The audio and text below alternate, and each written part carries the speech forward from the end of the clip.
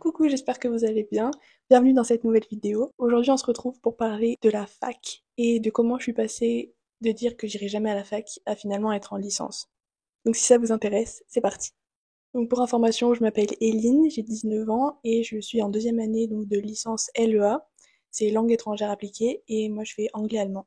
Dans ma scolarité, moi j'ai eu un peu un parcours compliqué. Disons que j'ai un peu des difficultés avec l'école, enfin le système scolaire plus précisément. J'ai fait primaire, collège normal et j'ai juste fait ma troisième et ma seconde à distance au CNED. J'avais fait des vidéos sur le CNED d'ailleurs si jamais ça vous intéresse. J'étais en général, mes spécialités c'était SES et AGGSP en terminale. Tout ça pour dire que au lycée, j'ai toujours dit que de toute façon j'irai jamais à la fac parce que vu que j'aimais pas trop enfin j'aime toujours pas le système scolaire et le fait d'être en classe avec plein de gens et tout j'aime pas. Du coup je me disais mais la fac ça va être l'enfer dans les amphis et tout ça.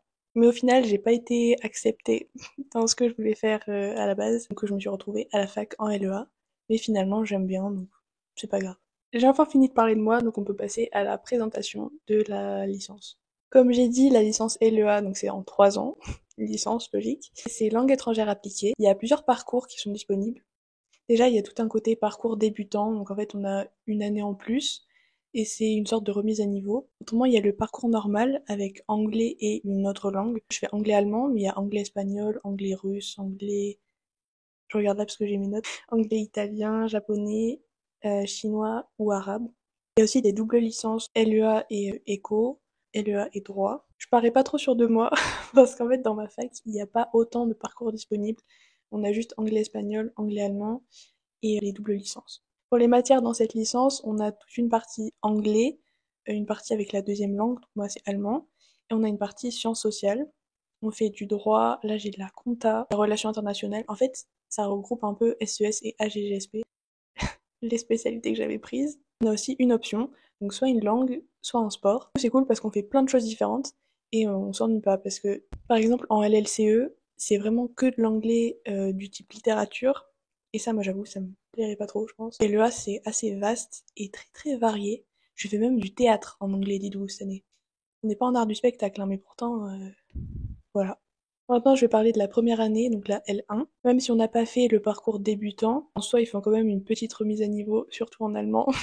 On en avait grandement besoin. Donc si vous vouliez faire anglais-allemand et que vous êtes moyen niveau allemand, franchement, ça pose pas trop de problème. Honnêtement, moi, au collège et lycée, les profs d'allemand que j'ai eu, bon, c'était sympa, mais je veux dire, on apprenait rien, quoi. Je sais pas dans les autres lycées comment c'était, mais... Donc même si t'as un niveau éclaté, franchement, ça passe. Mais il faut être prêt à travailler et à galérer un peu au début. Au fur et à mesure, on y arrive mieux. Mais... Après, pour l'espagnol et les autres langues, je sais pas comment ça se passe. Là, je parle que pour mon expérience. Après, pour répondre à la question, est-ce que la fac c'est plus dur que le lycée? En fait, ça dépend vraiment de la filière dans laquelle on est. Enfin, je sais très bien que LEA par rapport à droit ou économie, bon, on est d'accord, c'est pas tout à fait pareil, un peu plus simple. Mais chaque filière a ses difficultés. C'est pareil, je trouve que le lycée, c'était super dur. Enfin, surtout la terminale, c'était super intense, les 8h, 18h et tout. Et la fac, même si on a beaucoup moins d'heures, mais c'est quand même assez dur parce que, en fait, c'est intense tout le temps. C'est pas comme au lycée où t'écris et même si t'écoutes pas trop, bon, ça passe. Là, il y a pas de récréation. On a des petites pauses, hein, quand même, c'est juste différent. Je pense que le plus dur en L1, c'est le changement, le fait de s'adapter à un nouveau rythme. Pour parler plus précisément des heures, cette année j'ai environ 22 heures de cours par semaine, et il me semble qu'en L1 c'était à peu près pareil. Et tout le truc de la fac, c'est que les horaires, ils varient beaucoup. C'est-à-dire que tu peux avoir un jour où tu fais 8h, 19h, avec des trous au milieu, hein, bien sûr, mais ou pas, remarque. Ou t'as d'autres jours où t'as juste un cours de 11h à 12h30. J'essaierai de vous mettre une photo avec tous les cours précisément, mais en gros, en anglais, on a grammaire et traduction, pratique de la langue et civi. En allemand, mais en soi, c'est dans toutes les deuxièmes langues, on a grammaire et traduction, version, donc c'est, en fait, c'est de la traduction, moi je comprenais rien au début, mais en gros, thème, c'est quand tu passes de l'allemand, je sais toujours pas. Un thème, c'est du français à l'allemand, et version, c'est de l'allemand au français. Et on a aussi civilisation. Après, dans les sciences sociales, environnement économique et social, je me souvenais plus de ce truc. Environnement juridique et politique, et dynamique des entreprises. Ça, je me souviens, j'avais toute une après-midi de 13h à 19h que des CM. J'avoue, il y avait pas grand monde, surtout de 17 à 19h, c'était un peu vite, quoi. Et du coup, on a aussi une option. Moi, j'avais pris italien. En fait, c'est des options, mais c'est totalement obligatoire. On est obligé de le prendre. Ça, c'était pour le semestre 1, et au deuxième semestre, pour l'anglais, ça change pas. La deuxième langue, il y a langue et culture de spé en plus. Sciences sociales, c'est dynamique du travail et gestion des organisations. Méthodologie des sciences sociales et histoire et structure des sociétés. On dirait que j'ai pas fait ce truc, mais en fait, j'ai un peu oublié parce que en fonction des semestres, le nom des matières, il change. Du coup, je suis un peu perdue, comprenez.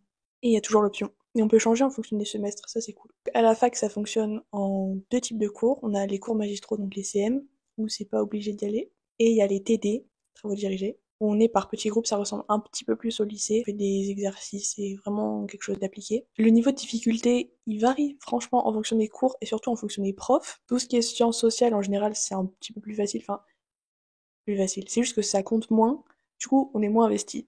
C'est surtout ça le truc. Mais tout ce qui est grammaire, civilisation, ça compte beaucoup et il y a beaucoup de trucs à savoir.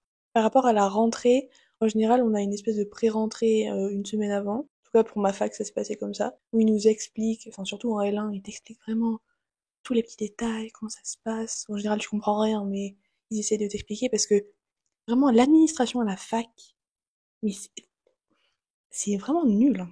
Enfin, pardon, mais on n'a aucune info.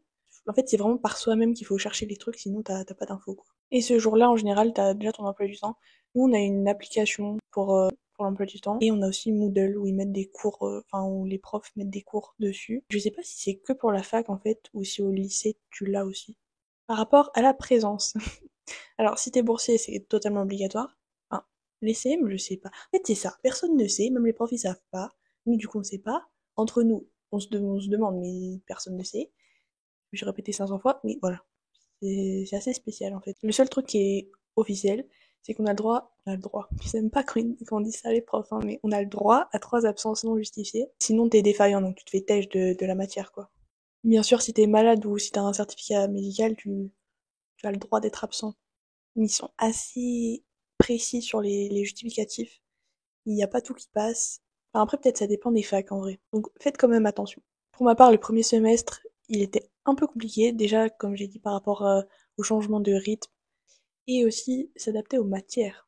Moi, c'était surtout en allemand que j'ai galéré. Comme j'ai dit, j'avais un niveau vraiment... J'avais pas de niveau en fait. Je savais pas aligner une phrase. Bon, aujourd'hui, je sais toujours pas aligner une phrase. Mais je comprends quand même un petit peu plus de mots. Les profs, ils s'adaptent. En soi, s'ils voient qu'on n'y arrive vraiment pas, ils nous aident plus. Et au deuxième semestre, du coup, ça allait un petit peu mieux. J'avoue, en L1, j'ai un petit peu beaucoup raté les cours. Surtout les CM, comme j'ai dit, le lundi, là, jusqu'à 19h, au début, j'y allais, mais après, j'y allais plus. Donc forcément, pour les examens, alors, c'est un petit peu compliqué. Certaines matières en sciences sociales, bah, tu vas pas au cours, après, faut assumer, quoi. Pour les examens, du coup, on passe des partiels 2 fois dans l'année, une fois en décembre et une fois en mai. En général, c'est sur une semaine, mais des fois, enfin, là, comme je vais avoir à la fin de l'année, on a un jour après les vacances. Je sais pas pourquoi, mais il est là.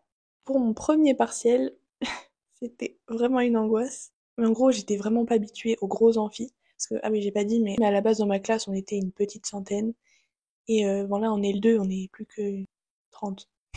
Donc ça a fait le tri. Et du coup, en L1, on n'était pas dans des gros amphis, on était que dans un petit amphi ou divisé en groupes dans des salles pour les TD. Quand je suis allée passer les examens dans les gros amphis de droit et d'économie, c'est un petit peu impressionnant. Surtout que, en soi, en ayant passé le bac, bon, c'est quand même similaire, quoi, c'est un examen. C'est toujours un peu le stress, t'as ta carte étudiante et tout, tu sais pas trop comment faire. Une fois que t'arrives dans l'amphi, tu t'assois où tu veux, c'est pas des places attitrées, faut juste que tu descendes ton sac en bas parce que, bien évidemment, t'as pas le droit d'avoir ton sac. Et t'as pas besoin d'amener tes copies aussi. Mais comme au bac, en fait. Donc tu remplis ton nom, ton prénom, machin, et tu mets ton numéro étudiant. Ça, j'avoue que c'est un petit peu classe quand même. Et voilà, en fait, je vais pas vous expliquer comment ça se passe parce que c'est vraiment comme le bac, quoi, c'est un examen. T'as les profs qui tournent, qui regardent si tu triches pas. Donc ça dure pendant une semaine. En LEA, les partiels, ils durent pas très longtemps. Ça va varier entre 1 heure et 2 heures. Enfin, ça va pas au-delà de 2 heures. Mais il me semble que dans d'autres filières, ça peut durer 3 heures ou plus. Et même en sciences sociales, en soi, au bout de 30 minutes, il y avait tout le monde qui partait, quoi. Je dis pas que c'est la chose à faire, parce que si tu pars trop tôt, bah, c'est qu'en général, t'as pas écrit beaucoup. Mais quand t'as 1 heure et que tu pars au milieu, je sais pas si c'est très clair. En gros, voilà, ça s'est bien passé. J'ai eu ma première année. Le premier semestre était un peu limite, mais je l'ai eu quand même. Ce qui est bien en fait, c'est que tout ce qu'on pense déjà dans un seul semestre entre les matières et entre les 2 semestres. Donc, si t'as pas 10 à la moyenne générale du premier semestre, mais que t'as plus au deuxième semestre, ça se compense. t'es pas disqualifié dès le début, quoi.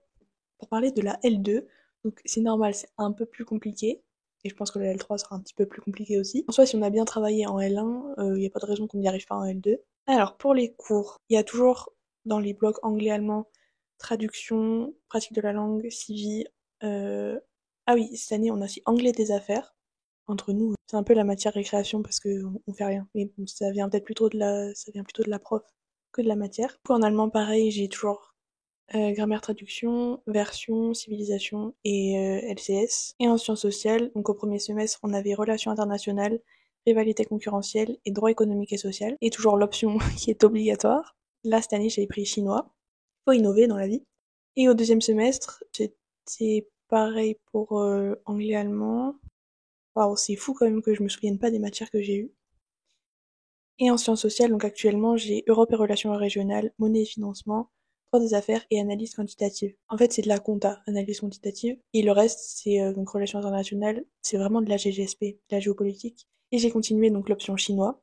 Et en L3, il n'y a plus d'options. Pour la L3, je vais vous mettre les photos ici, parce que vu que je connais pas trop les matières, je vais pas m'avancer non plus. Et je sais qu'il y a le projet tutoré, je sais pas trop encore ce que c'est, mais on verra en septembre. Ah oui, la rentrée, ça se passe en septembre. C'est pas en octobre où là on fait septembre et on finit début mai. Donc 4 mois de vacances, ça fait plaisir. Vraiment, moi, on m'avait vendu la fac comme quand t'es à la fac, t'es au chômage.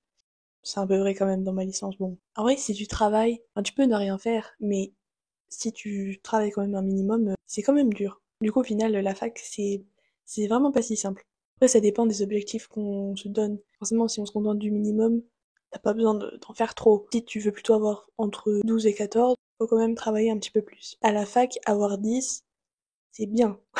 Très bien même, dans certaines matières. Par exemple, je dirais que le 18 du lycée, c'est devenu le 15 à la fac.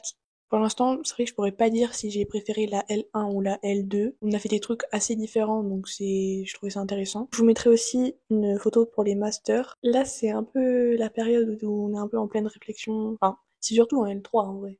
Mais on commence à réfléchir si on fait un master ou pas. Même moi, je connais pas encore tous les masters qui sont possibles. Je sais même pas si je vais faire un master. Suspense. Maintenant, on peut parler de mon organisation.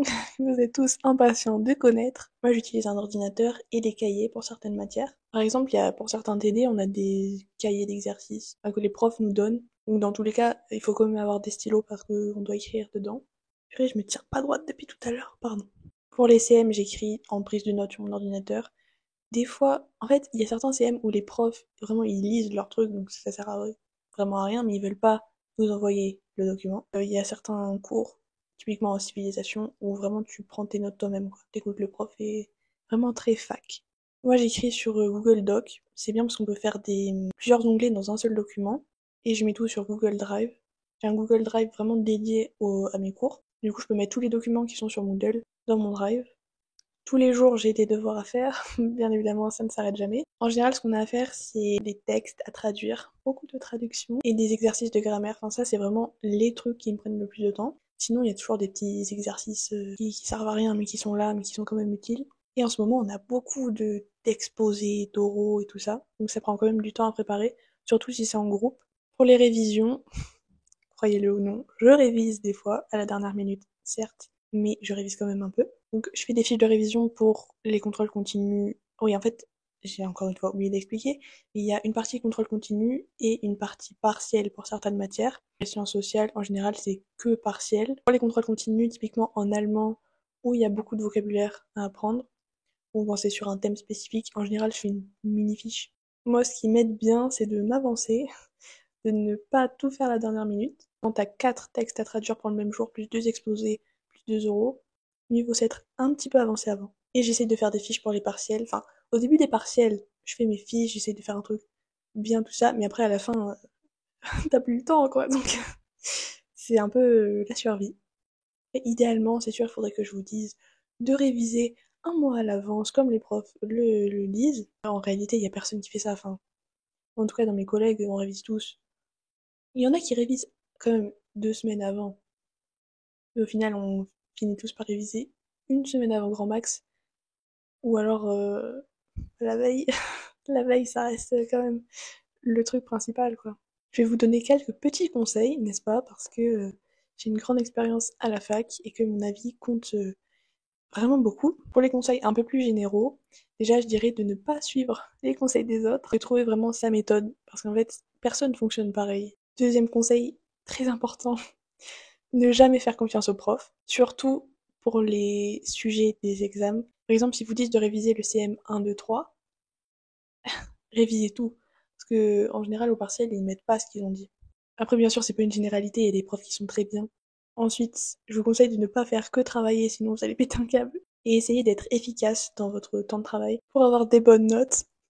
Je vous conseille de comprendre en fait ce que les profs ils veulent, que c'est ça qui va déterminer la note qu'ils vont vous donner. En fonction des profs, en fait, c'est totalement différent. Ils ont des attentes très précises et ils ont leur barème. En anglais, j'ai une prof qui est, pour la traduction, qui est vraiment très, enfin, stricte, et qui a des attentes très très précises. Donc il faut comprendre ce qu'elle veut. Bah, si t'appliques, normalement, tu peux avoir une note pas trop mauvaise. Conseil un petit peu plus précis. Déjà, assister au cours. Ça saoule, hein, on est d'accord. Mais en fait, à la fac, dès que tu commences à ne pas y aller, après tu vas plus. Du coup, ça devient compliqué. Par rapport à ChatGPT, honnêtement, il y a tout le monde qui l'utilise. Le tout, c'est de pas en abuser, surtout si c'est noté. Parce que, bah, enfin, ça se voit, hein. Les profs, ils savent très bien, quoi. Faut pas les prendre pour des gens stupides. Surtout, même pour les traductions, que ce soit Google Trad ou quoi. Vraiment, ils ont pas mis le budget sur l'allemand, hein. C'est dingue. Quand tu mets un texte à traduire, il y a plein de petites subtilités. L'ordinateur, il arrive pas à traduire. Donc faites quand même attention. J'utilise aussi, bien évidemment. J'essaie de m'en servir plutôt bien, plutôt comme un outil, pour qu'il m'explique des trucs, ou des fois pour traduire une petite phrase par-ci par-là. Et voilà, faut plutôt que ça reste une aide. Et si c'est noté, faut pas l'utiliser. Ensuite, faire les exercices, même si ça saoule, encore une fois. Franchement, c'est en s'entraînant. Ah purée, je parle vraiment comme une grande dame, mais c'est en s'entraînant qu'on y arrive mieux. Je dirais même c'est en s'entraînant qu'on s'améliore. Et si on fait pas les exercices et qu'on dit, bon, je le ferai à la fin de l'année avant les partiels, encore une fois, je parle pour ma part, pour l'allemand, c'est très très galère. Également, faire le tri dans les informations. Ça sert à rien de réviser les 50 pages de CM, de connaître tout par cœur. Parce que, honnêtement, il y a des trucs qui servent un peu à rien.